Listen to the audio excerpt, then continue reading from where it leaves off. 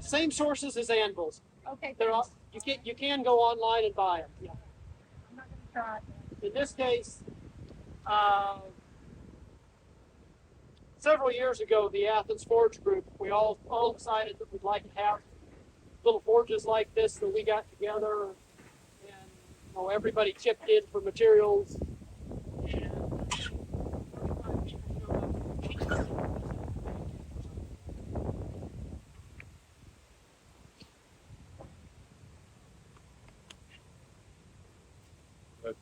That's like one fire brick high and one half wide. Exactly.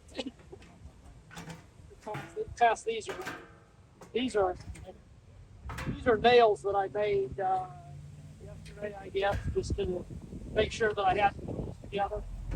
They're very similar to what Daniel and Brian have been finding here in the site. And the one thing that I know that I'm going to demonstrate today is how to make one of those nails. And beyond that, I'll make anything that will fit in the forge that matches the steel I brought with me, which is going to be pretty much limited to nails and hooks and that sort of thing. Maybe a letter opener, depends.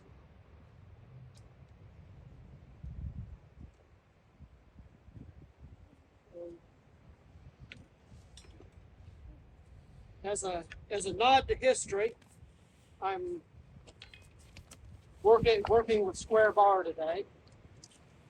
I decided to go with square bar. I can make a nail out of round bar. I can make a nail out of square bar.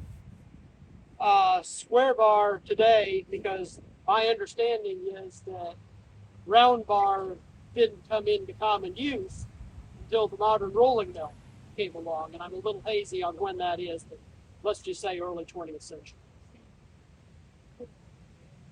I'm using, if you hang around blacksmiths, you'll find out that we have schools of thought about everything. We can argue about everything. One of the things we argue about is size and shape of hammers. And I'm one of those strange people that has actually decided to learn both ways. And sometimes that means that when my elbow gets sore doing one technique, I just switch to hammering the other way. You've got I call this more of a Hoffy-shaped hammer after an Israeli smith popularized it. This would be more of a,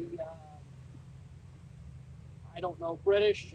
Brits like ball beans, French, Western Europe pattern. But the big difference is in the techniques. You notice the Hoffy style would also be an Eastern European style. Has a short handle, and you tend to grip it up close. A hammer like this, the head is proportionally real heavy too. More Western European style, the head is proportionally smaller. You grip it farther back and usually take a bigger swing. Now how big a swing you take?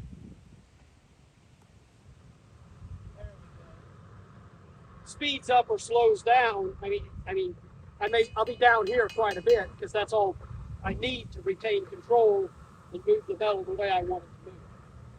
Way up here is going to be pretty much for doing things I'm not going to be doing today, like drawing out the range of tongs, just wanting to move a lot of metal a long way.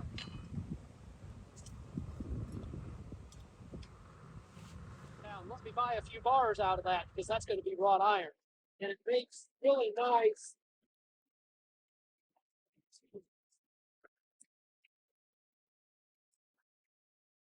The head on this tomahawk was made wrought iron with a good carbon steel bit welding.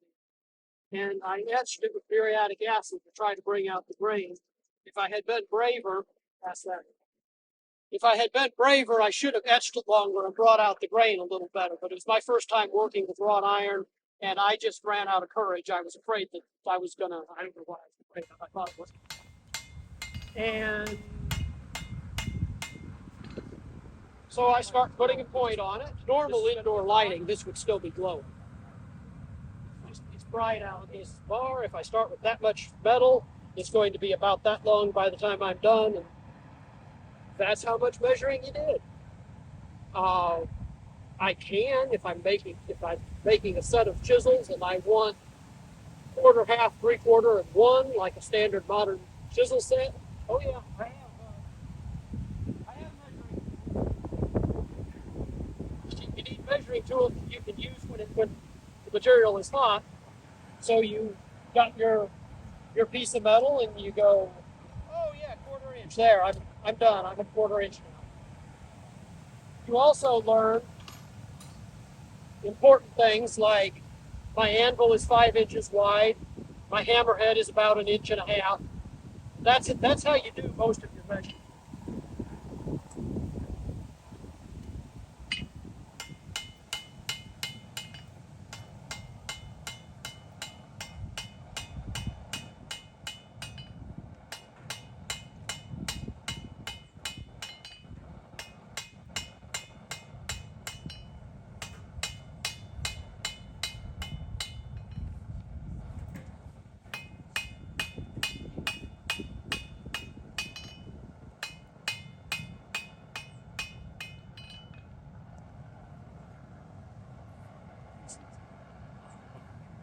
And I decide how hot things need to be.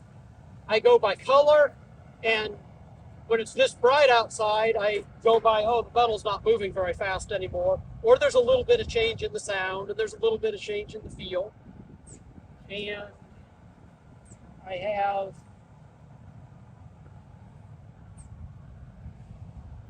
I'll put this in your hand and walk around and show you. Okay. That's the scale that flakes off the metal while I'm forging it.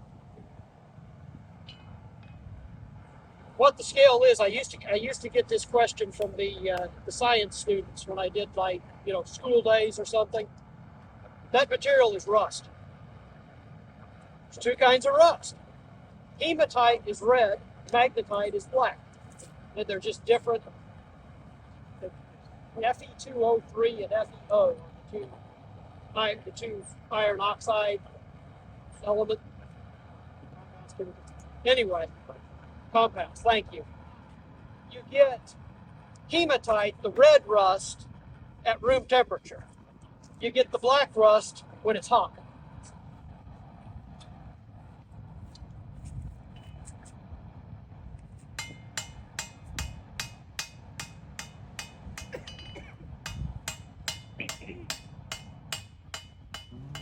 This is Morris Lentz, and you're watching North Alabama Local History. I don't have that sense. I know when a tong handle is about the right thickness because I'm making tong handles a lot these days. I don't make a lot of nails when I'm not doing it. So I've made a point, and I want to make a little shoulder on it that will go into that nail header and keep me from just pounding the nail all the way through when I get ready to put the head on. So to make the shoulder, I'm going to lay the nail on the face of the anvil where the shoulder I want is going to hang off this near edge of the anvil. I'm going to hit with the hammer face half on and half off the anvil. That's going to drive it down, and I'll wind up with the shoulder.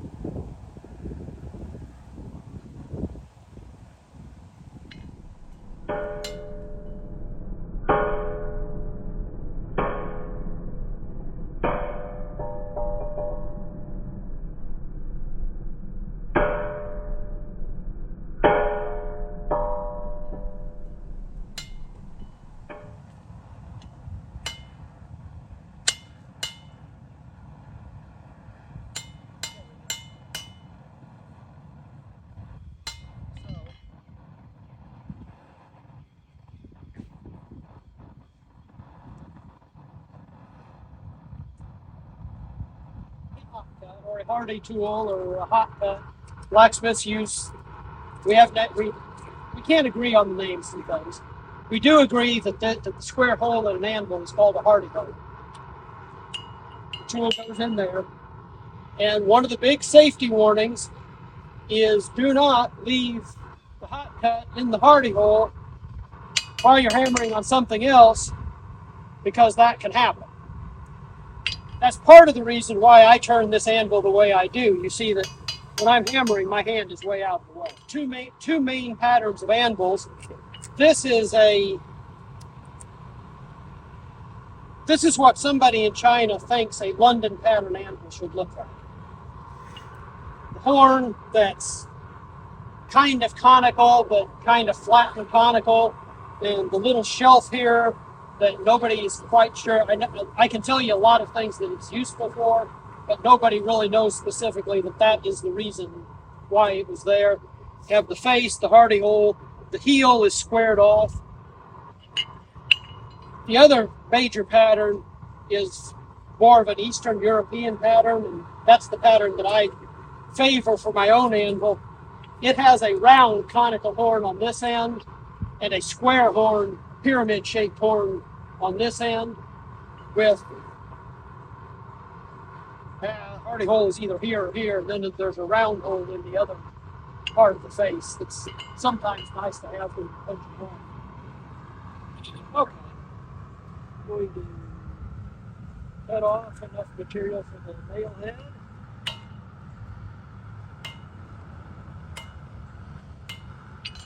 Then I'm going to reheat. A good nail maker in competition can do everything that I've done to this point, plus finish the nail in one heat. The other thing about that is that a competition nail is a lot shorter. It's really a shape that we've kind of all agreed on is acceptable for competition. It's about an inch long. It's a 1/4 inch at the thick part. It comes down to a point, and it has to have a head that you can catch a fingernail on. That's the rule book definition. An inch long piece, a 1/4 inch thick, does not make a good nail. You're going to split a board, unless it's not long enough to go all the way through the board. So. Okay. Come in here, go into the hole, twist that off, leave the hot end hanging off the table, set that over the hardy hole.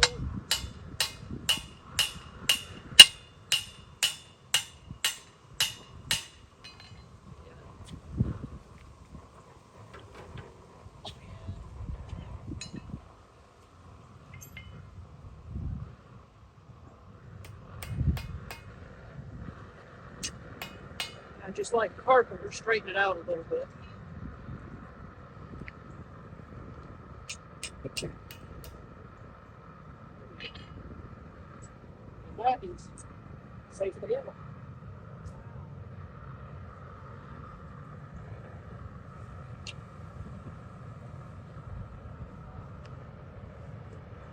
So, how long did that take me? About 20 minutes. It gives you some appreciation of how fast the guys had to work back in the day, because I can tell you that they used a lot fewer nails in the early 19th century, at least in part because they didn't have a nail gun and an air compressor that could just pop them in there every 2 inches. But I've read the Roy Underhill books from when he was the master house wright at Williamsburg, and he talks about having a spreadsheet. Pretty sure they didn't have that in the 18th century either, but he used a spreadsheet to work out how many nails he's going to need to build a shed or a house or whatever he's trying to do. And I don't mean he calculated how many 5-pound boxes he was going to buy. He wanted to do how many nails to tell the blacksmiths to make. And I don't think they made a lot of extras either. But even at that, the pace that these people had to turn out all these fundamental little pieces. And one of the things that I have always really liked about blacksmithing is the notion that the blacksmith is this guy out there on the frontier who made everything you needed. You need nails, go to the blacksmith. You need a hinge, go to the blacksmith. Door pull, go to the blacksmith. Locks, go to the blacksmith. We were talking earlier, when cars came along, a lot of the blacksmiths said, oh, okay, I'm not going to shoe horses anymore, I'm going to repair cars.